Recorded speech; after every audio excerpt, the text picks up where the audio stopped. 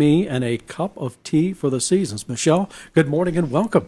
Thank you. Before we get into the book, let's get some background information on you, an Indiana County native.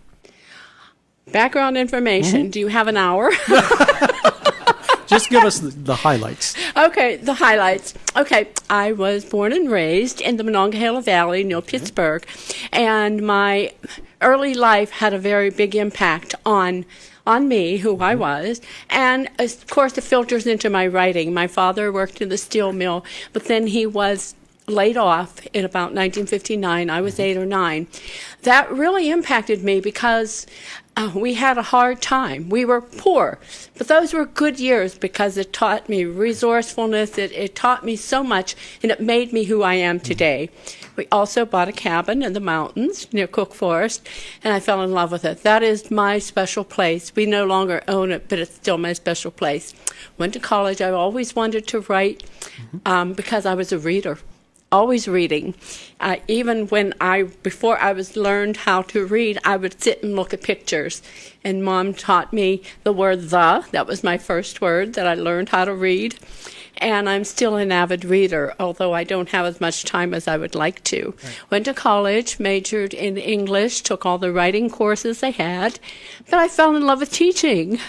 That's my passion, still is.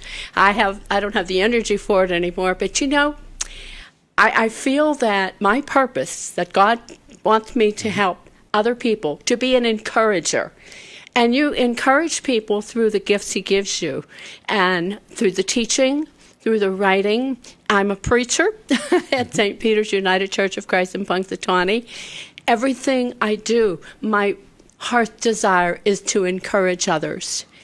But you've been an Indiana County resident.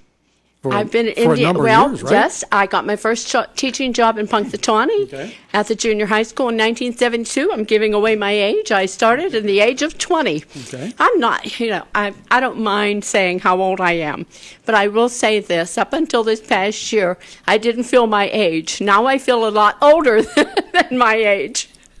Now, tell us about this book that's just come out, God, Me, and a Cup of Tea for the Seasons. Actually, it's my second book of God, Me, and a Cup of Tea.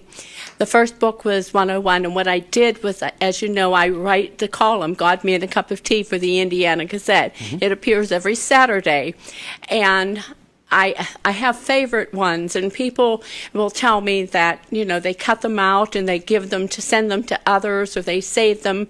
So my thoughts were to put them all together in one book so that they would have the book there. It's more durable.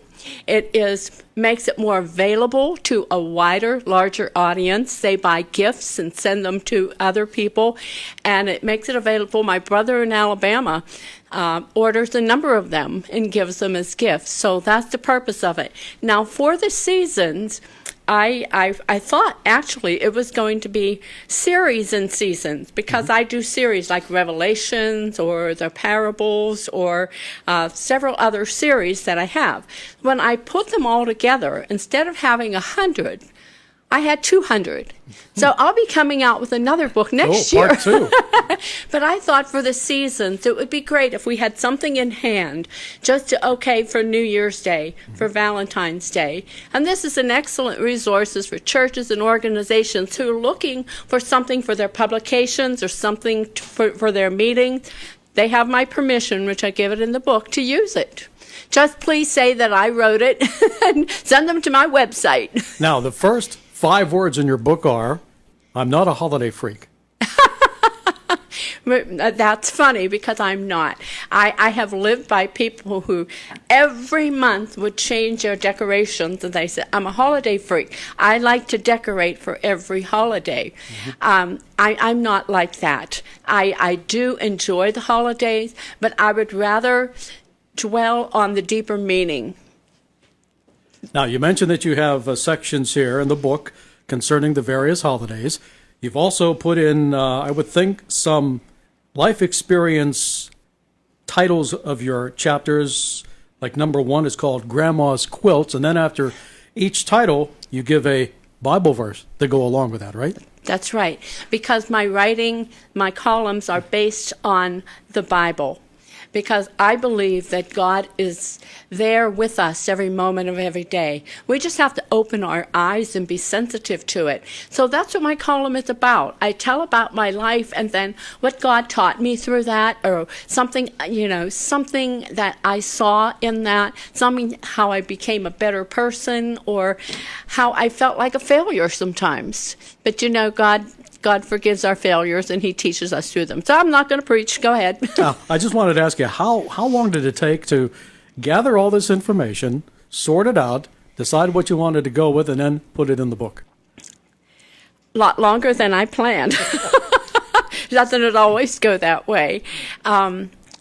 Actually, I sat this summer.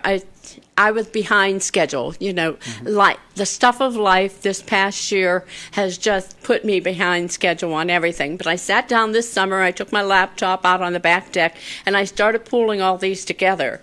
And when I realized I had 200 and not 100, then I had to sort them through. It took a while sorting through, and even though they had been written and already published, I still wanted to go through and tweak them, make sure they were right. I'm a perfectionist, and because I'm an independent author publisher, I had to do my own formatting. Now, I've formatted books before, but this book gave me so much trouble. I said, you know what? This book is going to make a big impact because of everything you can imagine. Uploading it, it's like, okay, why won't it upload? Why? So many technical things. I was ready to pull my hair out. But when you know you have trouble, you know you're on the right track. If you don't have resistance, you better look out. Michele Huey joining us in the studio this morning. Her new book of devotions, God, Me, and a Cup of Tea for the Seasons.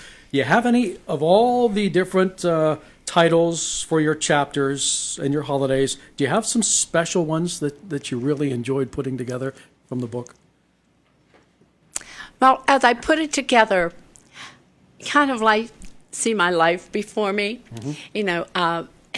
My husband will look at them, and as he reads them, he realizes this just for our lives. You said about Grandma's quilt, and I wrote that poem because my husband's grandmother always made everybody quilts. And I looked at the quilt and I realized what a deeper meaning. What you're taking is scraps that are no longer used, right. Scraps of worn material, of dresses, and you're putting it together into something beautiful. And our lives are often like that. They are like that. Nobody goes through life without being broken. Nobody goes through life without having to take what's left and make something good of it. But, I looked at it, I thought, these ties together. And then you have that warm fabric underneath. And that, to me, is God. God, his love ties it all together. And his love and his presence is that warm quilt that wraps around us as we go through the day. So I would say I started off with one that is very close to my heart.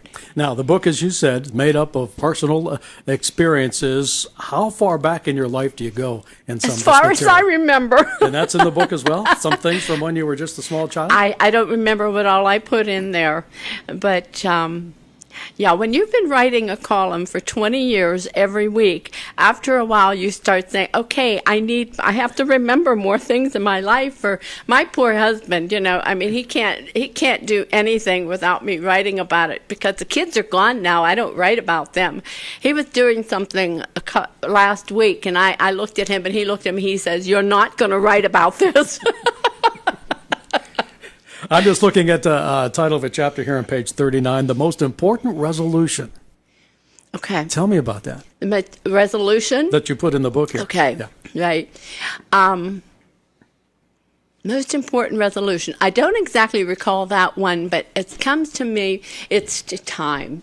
Taking time for others. However many years a man may live, let him enjoy them all. Taking time with my family. I could do so many different things, but on the holidays, we talk about the holidays, when the whole family comes to the house, I sit in the rocking chair in the corner of the dining room and just watch everybody interact. And that is such a joy to me.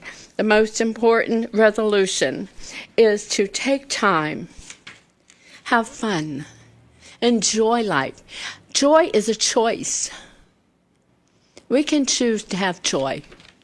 Here you go. I imagine in that being a good listener would also Being a good listener. come up too, right? Yes, that is important, and that is something that I have had to learn because I have a hearing loss in both ears that I had since I was 3 months old. It is a nerve deafness, damage to the auditory nerves from high fevers when I was a baby.